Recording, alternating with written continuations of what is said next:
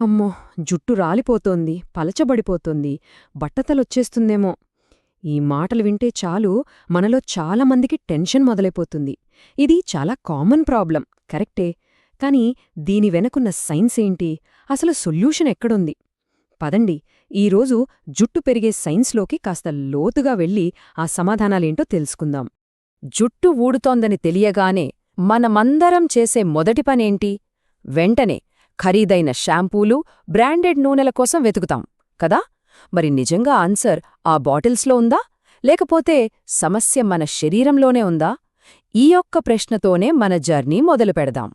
చూడండి, అసల్ మ్యాటర్ అంతా ఇక్కడే ఉంది.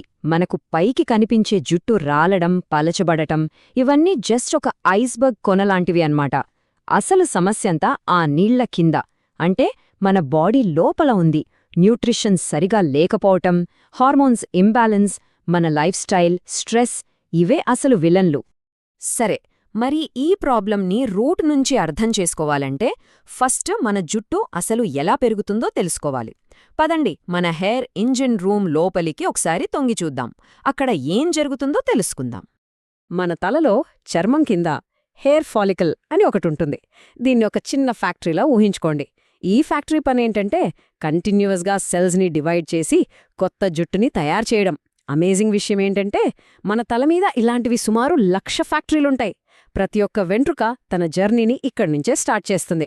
చాలామంది అనుకుంటారు జుట్టు ఎప్పుడూ పెరుగుతూనే ఉంటుందని, కానీ అది నిజం కాదు.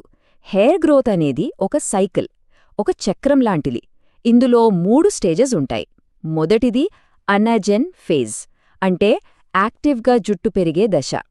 రెండోది క్యాటజెన్ ఫేజ్, ఇది చాలా చిన్న ట్రాన్సిషన్ పీరియడ్. ఇక మూడోది టెలోజెన్ ఫేజ్, అంటే రెస్టింగ్ ఫేజ్. ఈ దశ పూర్తయ్యాకే జుట్టు సహజంగా ఊడిపోతుంది.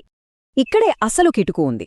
ఆరోగ్యంగా ఉన్న స్కాల్ప్లో దాదాపు 90% జుట్టు ఎప్పుడూ యానజెన్ ఫేజ్లో, అంటే పెరుగుతూనే ఉంటుంది.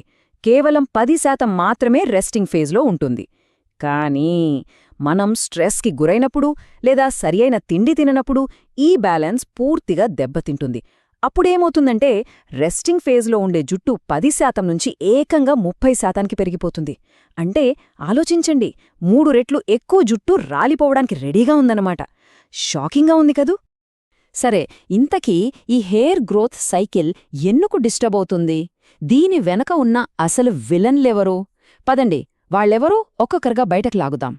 మన హెయిర్ హెల్త్ని పాడు చేయడానికి ఓ 5 మెయిన్ విలన్స్ రెడీగా ఉన్నారు.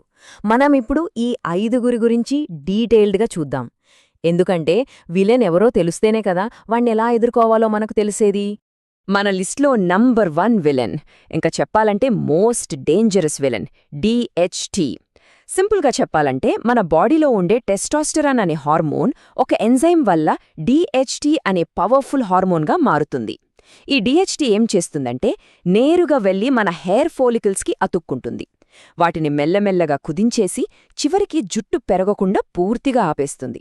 ముఖ్యంగా మగవాళ్లలో బట్టతల రావడానికి మెయిన్ రీజన్ ఇదే. ఏదైనా ఫ్యాక్టరీ నడవాలంటే ఏం కావాలి? రా మెటీరియల్స్ కావాలి కదా? అలాగే మన హెయిర్ ఫాలికల్ అనే ఫ్యాక్టరీకి కూడా రా మెటీరియల్స్ కావాలి. అవే protein, iron, vitamin D, zinc లాంటి న్యూట్రియంట్స్. ఒకవేళ ఈ సరుకు సరిగా అందలేదనుకోండి, ఫ్యాక్టరీ ప్రొడక్షన్ ఆపేస్తుంది. సింపుల్. రిజల్ట్, హెయిర్ గ్రోత్ ఆగిపోతుంది. ఇక మూడో విలన్ మనందరికీ బాగా తెలిసినవాడే, స్ట్రెస్.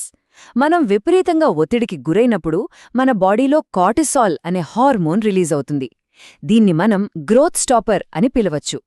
పేరుకు తగ్గట్టే ఇది జుట్టు పెరిగే దశను, అంటే అనాజన్ ఫేజ్ని సడన్గా ఆపేస్తుంది. అందుకే చూడండి, విపరీతమైన టెన్షన్ తర్వాత జుట్టు గుత్తులు గుత్తులుగా రాలిపోవడం చాలామంది గమనించే ఉంటారు. ఇక చివరగా ఓ 2 హిడెన్ విలన్స్ ఉన్నారు. వీళ్లు మనకు తెలియకుండానే డ్యామేజ్ చేస్తుంటారు. అందులో మొదటిది మన డైజెస్టివ్ సిస్టమ్ సరిగ్గా లేకపోవడం. మనం ఎంత మంచి ఫుడ్ తిన్నా మన గట్ హెల్త్ బాగోలేకపోతే బాడీ ఆ న్యూట్రియంట్స్ని సరిగా అబ్జార్బ్ చేసుకోలేదు.